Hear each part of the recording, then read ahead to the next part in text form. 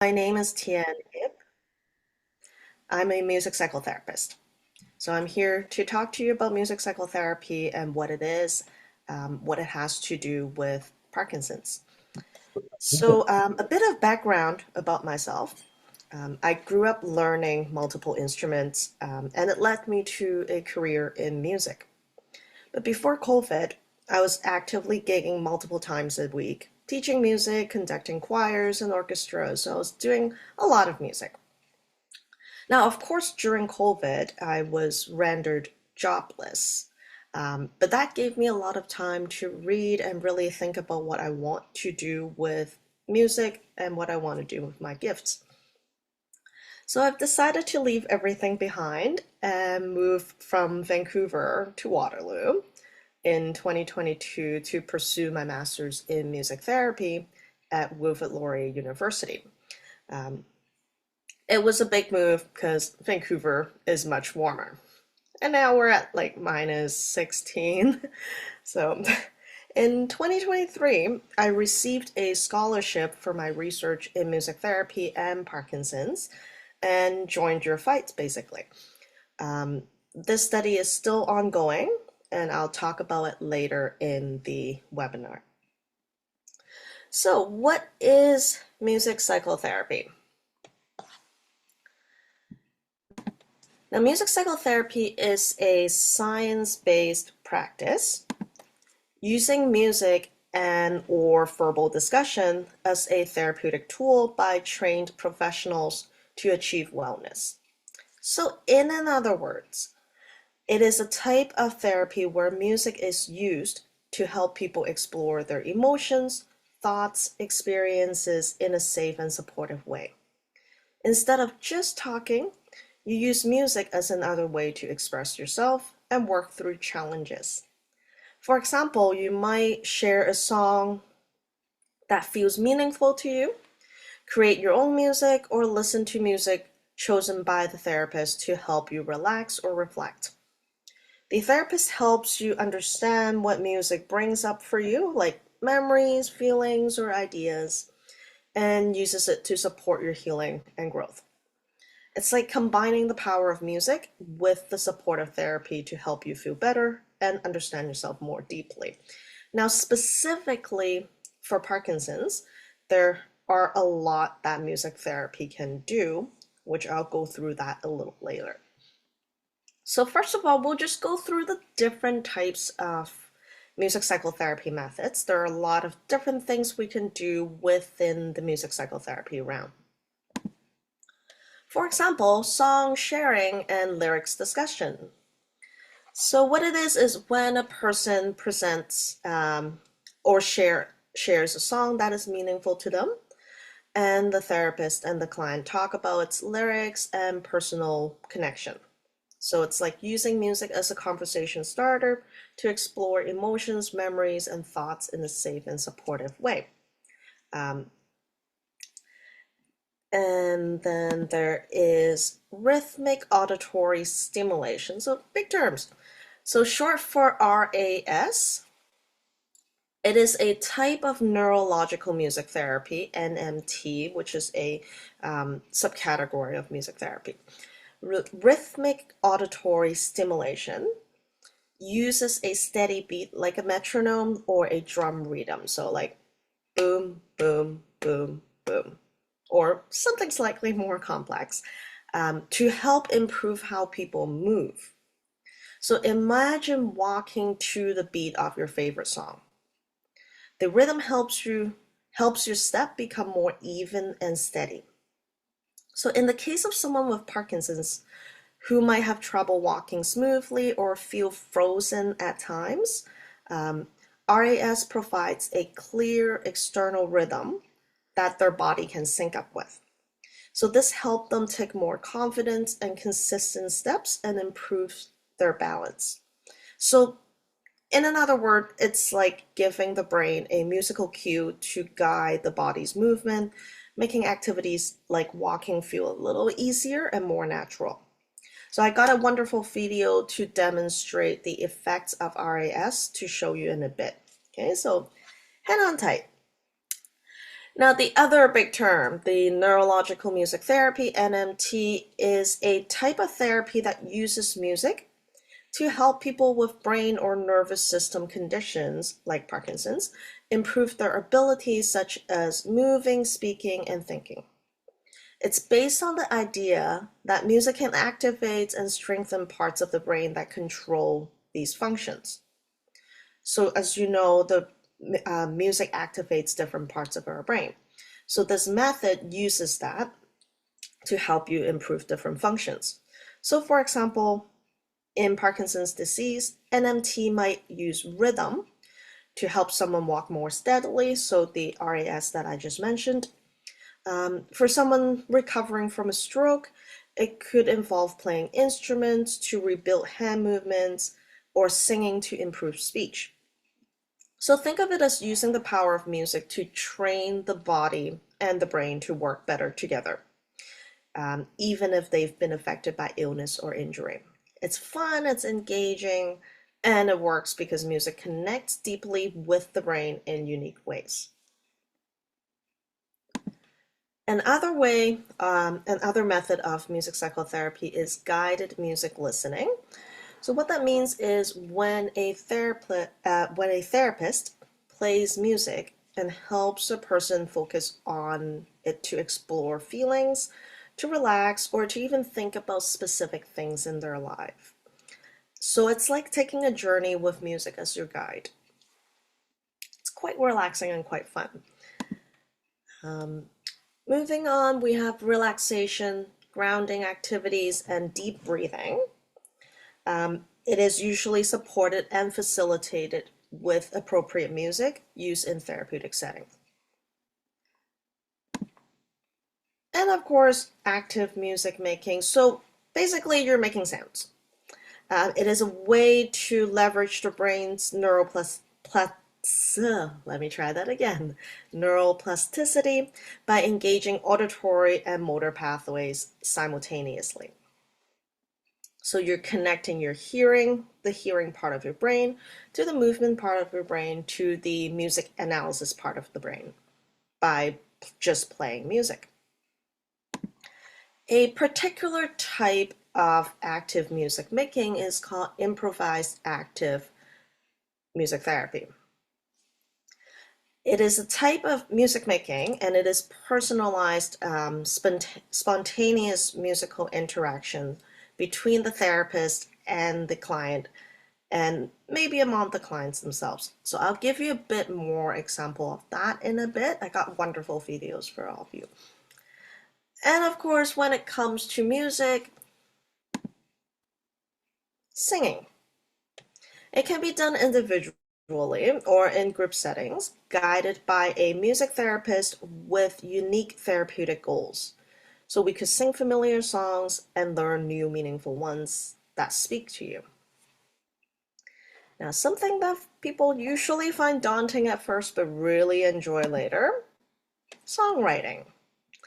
So by creating either lyrics or music or both, individually with a music therapist, so one-on-one, or in a group setting. Some music therapy groups have anthems that they sing every week, and the group members would write that together, and they would choose words that feel meaningful to them, or feel that they would feel that the words represent them in that moment in time for a specific purpose. Last but not least, I've mentioned that a little bit already, group music therapy. So when you come together, you listen to music, you play music, you sing, you talk about it, and you share music in a group environment. So some of these categories that I mentioned, they overlap, and some of them are slightly more specific. Okay, I hope that makes sense. So we'll move on. So you would ask, how can music therapy help with Parkinson's symptoms? So the short answer is different methods within music therapy can help improve different Parkinsonian symptoms to enhance one's quality of life. So meaning, well, we can do different things depending on what symptoms you're talking about, because as you know, Parkinson's have many different symptoms, and everybody's symptoms is unique and different.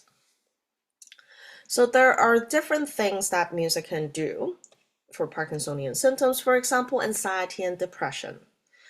Music can help with mood regulation by releasing endorphins through musical activities to reduce symptoms of depression and anxiety and improving mood and emotional resilience. Processing emotion. So music psychotherapy can help combat feelings of loss, frustration, and anxiety. Can provide a safe space for individuals and their caregivers to express and process these emotions through music and dialogue. Stress reduction. Music therapy sessions can help provide a sense of relaxation and enjoyment, thus releasing stress. And of course, lastly, relaxation through guided music listening, musical improvisation, and songwriting to help combat stress and anxiety. Aside from the psychological symptoms, it can help with motor movements as well. So as I've mentioned before, the rhythmic auditory stimulation, RAS, where the rhythmic cues from music can help regulate and improve walking patterns by stimulates it. What it does, it stimulates the basal ganglia, which are involved in motor control. Music psychotherapy can also help with fine motor skills. So by playing music instruments or engaging in rhythmic activities, it can enhance hand-eye coordination and dexterity. Improvised active music therapy, which I've mentioned a little bit before, has shown promise in improving gait performance as well as fine and gross motor skills. Now, moreover, sorry, music psychotherapy can help with cognitive abilities. So it can improve attention and memory by activating multiple brain regions, including those related to memory and attention. Music can help mitigate the effects of PD-related cognitive decline, such as difficulties with planning or multitasking. Music is proven to aid the recalling process in people with dementia. So for people with dementia, they might not recognize their loved ones. And when you play music to them, they can recall all the lyrics of the song from like 50 years ago. So music digs into this deep part of our memory that we didn't know still exists. Moreover, neuroplasticity, by engaging in music activity, it can promote neuroplastic changes, so potentially help the brain compensate for deficits caused by Parkinson's. Now, of course, voice and communication, some of you might know that. Singing can strengthen the voice, improve breath control, enhance articulation, and help with clear communication. And not to mention singing in a group, it can foster social bonding. And of course, social connection when you play with people, when you sing with people, when you talk about music with people. Group music therapy can foster social interaction to combat the sense of isolation. So by connecting through group music playing, singing, sharing, it can enhance the feelings of belonging and self-esteem. Now, last but not least, one of the very important part, music psychotherapy can help caregivers to navigate their emotions through music and verbal processing. It can help with stress management and relaxation. Music therapy sessions can create better coping mechanisms and decrease possible stress, anxiety, and depression among caregivers. So now I'll go through two different case studies with you. The first one has to do with NMT, so neurological music therapy. It's a bit wordy, but I will have the link in the handout that will be sent to you later. So don't worry if you can't catch everything. So the article Preliminary Neurophysiological Evidence of Altered Cortical Activity and Connectivity with Neurological Music Therapy in Parkinson's Disease was published in 2019, and it investigates the effects of neurological music therapy, NMT, on cortical activity and connectivity in the brain in individuals with Parkinson's. So the study uses rhythmic auditory stimulation, RAS. It is a technique designed to enhance motor function through rhythmic and auditory cues. So the participants did a series of NMT sessions focusing on synchronizing finger tapping movements with rhythmic sounds. This approach leverages the principle of auditory motor entrainment, meaning syncing up your hearing and your movement.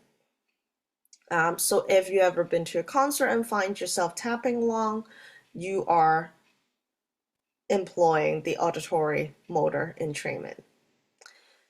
So what it means is there is this external rhythmic cues, and it facilitates motor responses in people with Parkinson's. So the result is from this study is increased beta band activity. So this suggests enhanced cortical engagement associated with motor control and auditory processing. Another result is enhanced functional connectivity.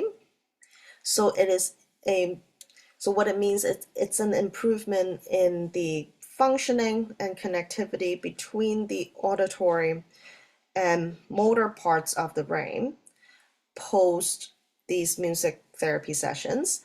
So it implies a strengthened communication pathway between different brain regions that support motor coordination. Now, another case study, it's called Shifting Stuckness in Parkinson's Disease, also published in 2019. The researchers explore the application of music therapy to address, again, movement difficulties in people with Parkinson's. So through an 8-week music therapy program, the participants explore different music therapy methods, such as RAS that was mentioned just now. So they adapted to tempos of the music to match the participants' natural walking speed. And then they gradually increase the pace of the music to encourage improved movement. They use instrumental and vocal activities to create engaging and interactive therapeutic environment. Improvised music was tailored specifically for this purpose to promote emotional and creative expression and stimulate movement. It also uses body percussion and movement integration to connect rhythm to physical movements. These activities help synchronize the movement to foster body awareness. And through familiar and meaningful song singing, it facilitates emotional and creative expression and provided a sense of accomplishment. And lastly, they use music and movement. So if you know Dance for Parkinson's, it's a similar idea where you're moving to music. The music therapist encourages spontaneous movement and improvisation in response to music, creating a dynamic interplay between the participants and their musical environment, and it promotes greater flexibility and reduce motor freezing. And the result, it includes motor improvements, enhanced emotional well-being, improved coordination and confidence, and fostering a stronger therapeutic relationship for further emotional and physical exploration. So you ask, how can you use music to improve your well-being? If you're someone with Parkinson's or their caregivers, or really just neither, too, music can help everyone. So First of all, I'm going to talk to you about rhythmic entrainment. So, when you're at a concert and you find yourself clapping along, you're rhythmically entrained to the beats in your brain. So, there are a couple of ways you can use rhythmic entrainment. You can create a playlist for anxiety and stress management. So, when you're stressed and anxious, your heart rate is high. And by matching the tempo of the music to your heart rate and slowly over the length of the playlist, moving on to slower and slower songs, it can help reduce your heart rate and achieve a calming effect. Another way to use playlist is auditory stimulation for gates. And for this one, we might want a progressively faster and faster speed over a long playlist. And I'll give you an example of this. I will pause um, between different part of the video and I will read out what's on the screen. They wrote in a description there. So this is neurological music therapy. So George suffered a stroke, leaving him with severe impairments with walking. George underwent 3 weeks of traditional physical therapy to get him to this point and walking with a cane. So this is at the beginning when he just came out of physical therapy and about to go into neurological music therapy.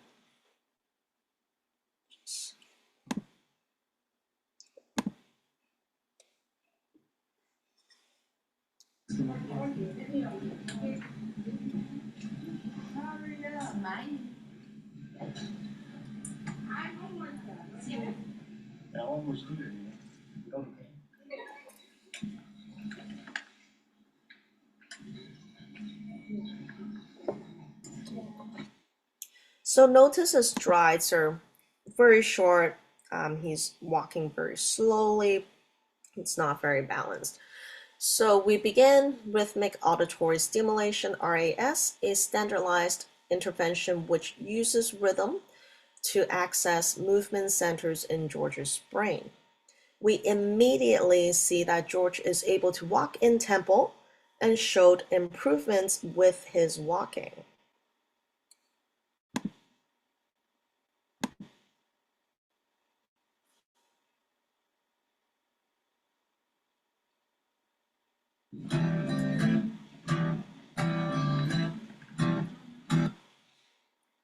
And we were able to speed George up through RAS. He did so well that we decided to take his cane away and remind you this is the first session. And look what happened as we continue RAS.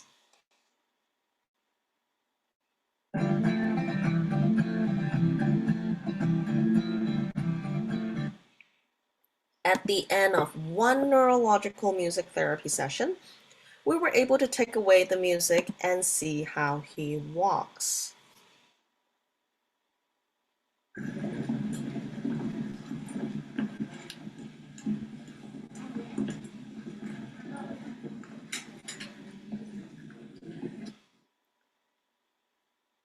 And just some data on how fast he walked and how long he walked for.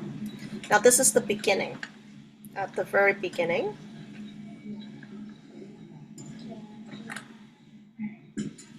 and at the end of session 1.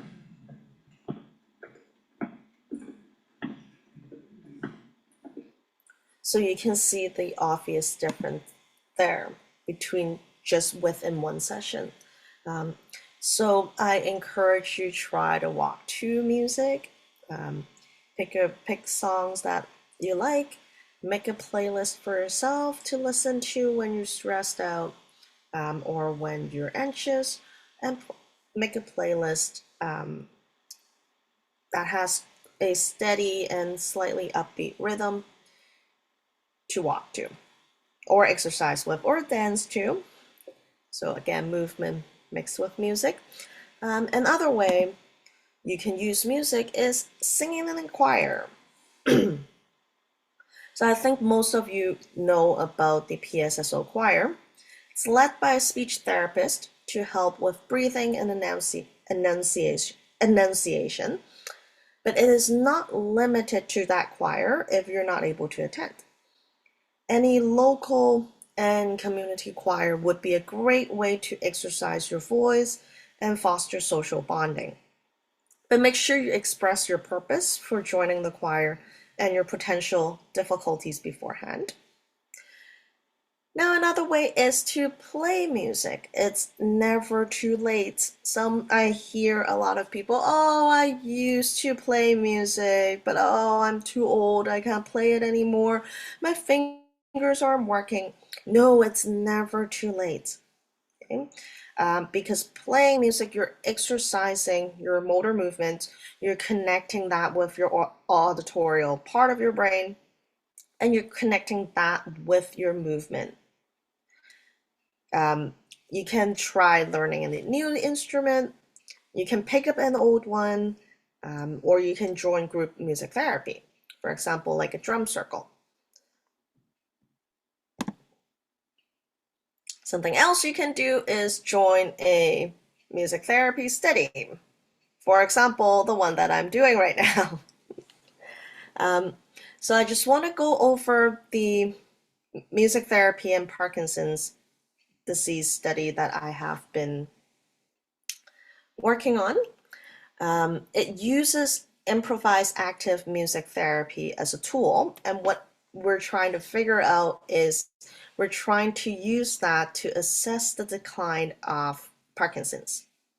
So what we have been doing is we recruit and compare participants with Parkinson's to participants who are healthy by the way they play music. So when they come in for a session, after we do some tests with them, I will play on the piano with the individual participants playing on drums. So both of these instruments, the piano and the drums, they are electronic and they're hooked up to a computer where we can record data like how hard the participant is hitting with their hands or stepping with the feet, how many times they play per minute, how they interact with me, and then we take these data along with the test results that we did earlier, and we compare to two groups, the healthy and the ones with Parkinson's, in order to identify trends in decline of motor and cognitive functions. So the preliminary results showed significant difference between how healthy participants play compared to how participants with Parkinson's play. It shows the efficacy of improvised active music therapy as an assessment tool. Moreover, participants with Parkinson's shared an increase in how many notes they played and how hard they play over the 25 minutes of improvisation. So we play for 25 minutes, and what we notice constantly is the participants play more and more notes, and they hit harder and harder throughout the session. This supports the hypothesis that music therapy can potentially improve gait and motor functions. Now the study is still ongoing, and we're still recruiting about 10 participants with PD and 10 without. And many of the participants come with their caregivers. So if you're interested, I have my email posted and you can connect with me to participate. Now, you do not need musical experience to join this study. It is not required, and it is not about how well you play. You will not be judged on your musical performance. We just come together, make music, and have fun. Okay, and here is a video of what it might look like. So here's me on the piano and the participant on the drum.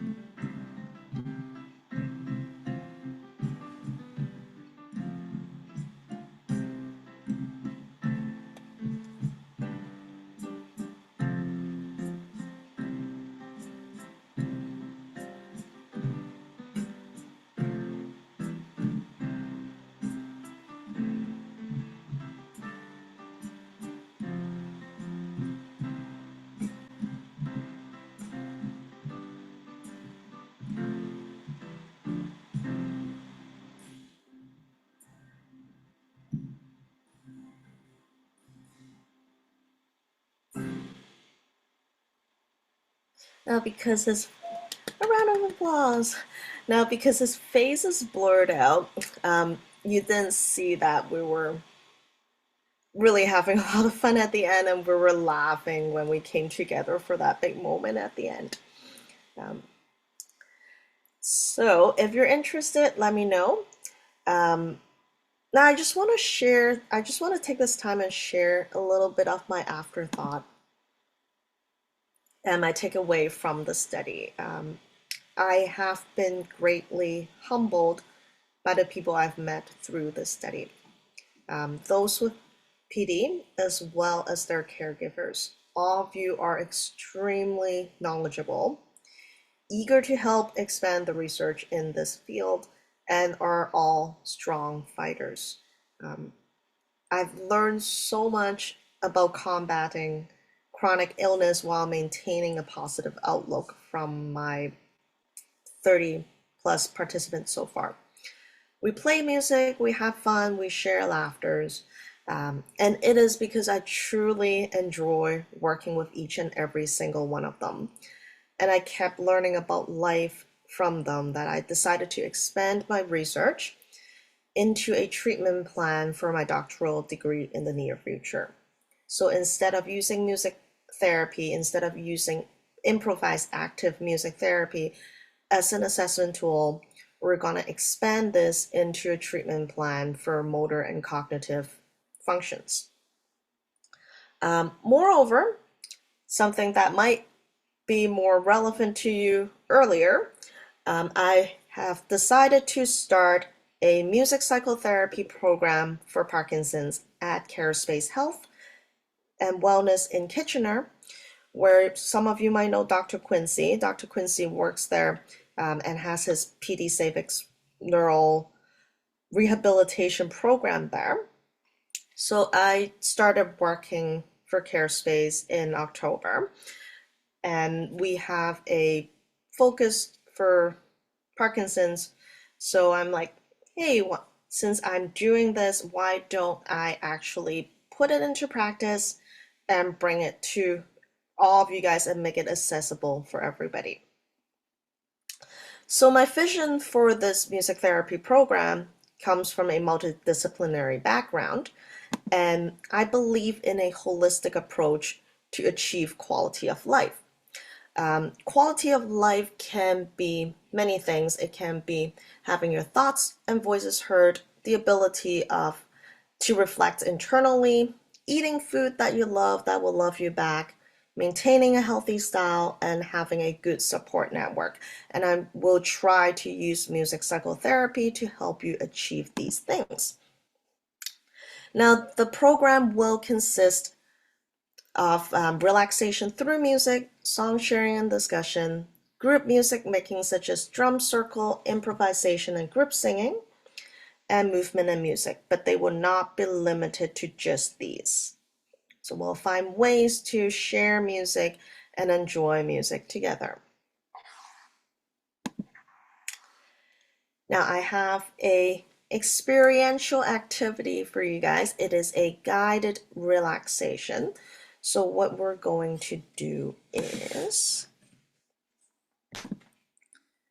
I'm going to start playing the music. Feel free to close your eyes and follow along.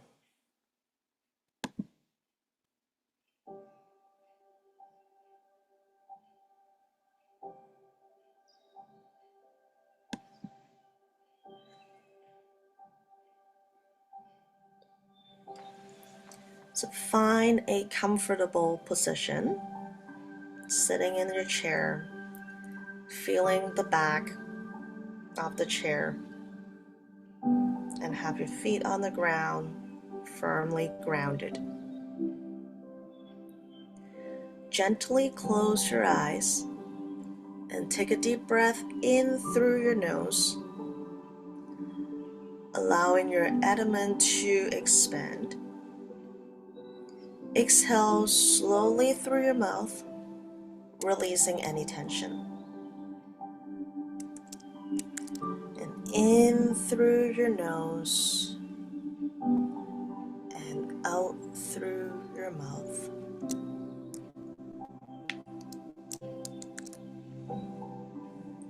Repeat this pattern throughout the session.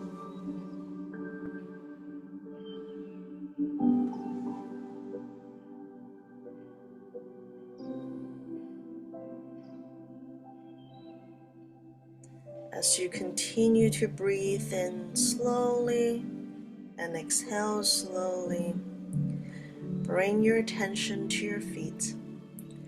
Feel them relax, letting go of any tightness.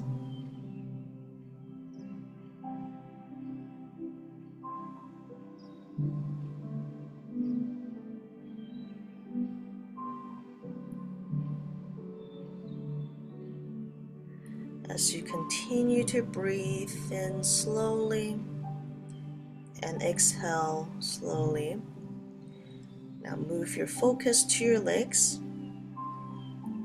allowing them to become heavy and relaxed.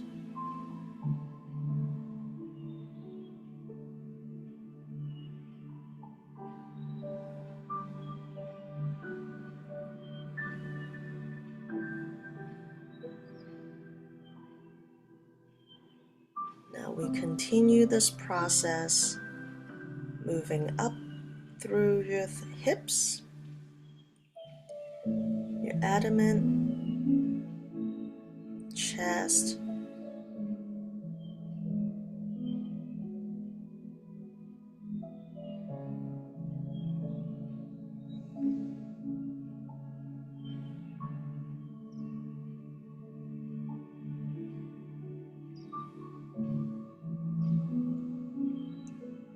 and again we move the attention up to our shoulders, releasing tension with each exhale.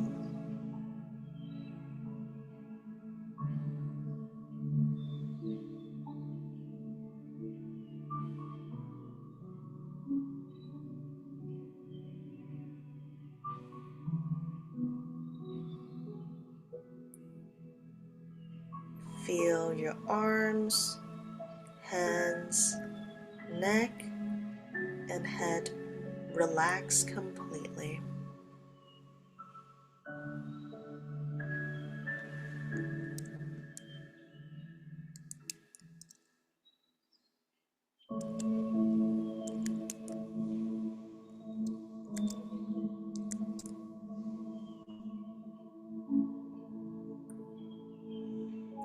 Imagine yourself in a peaceful forest. Tall trees around you, and sunlight filters through the leaves, creating a dance of lights and shadow.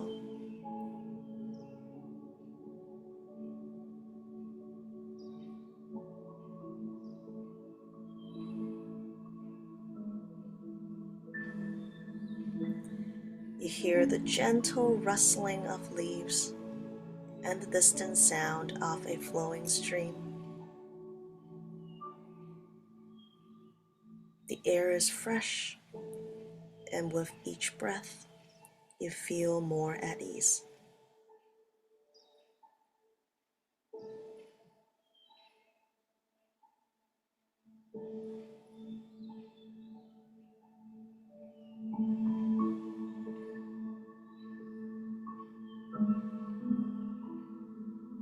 Now silently repeat to yourself, I am calm, I am at peace,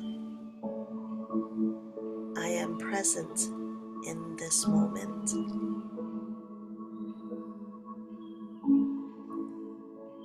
Allow these words to resonate within you, reinforcing a sense of tranquility.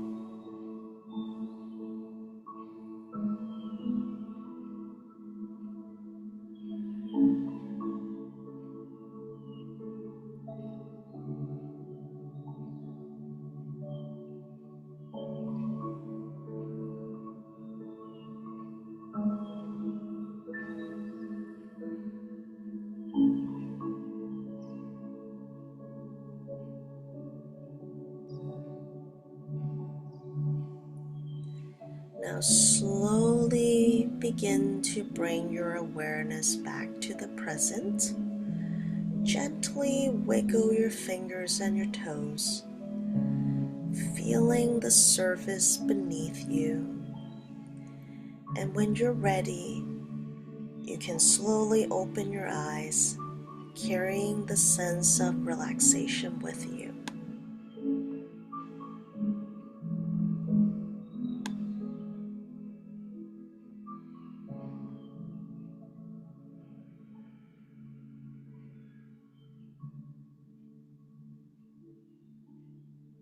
And one more deep breath and exhale.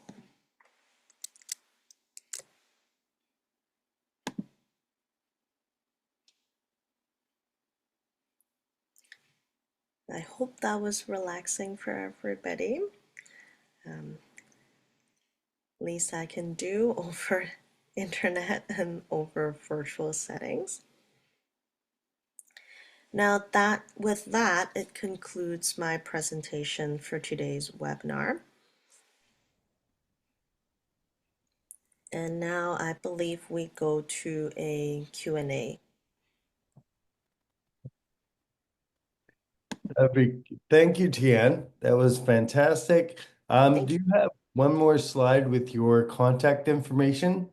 Yes, that is at the very end, but Here, we you can can go just to that. leave that up. Yeah, Yeah. perfect. So there's the email to connect with Tian anytime you would like to. I'm sure she would love to hear from you. But yes, we're going to stop recording, turn everyone's mics on, and we can have a short Q&A period. So here we go.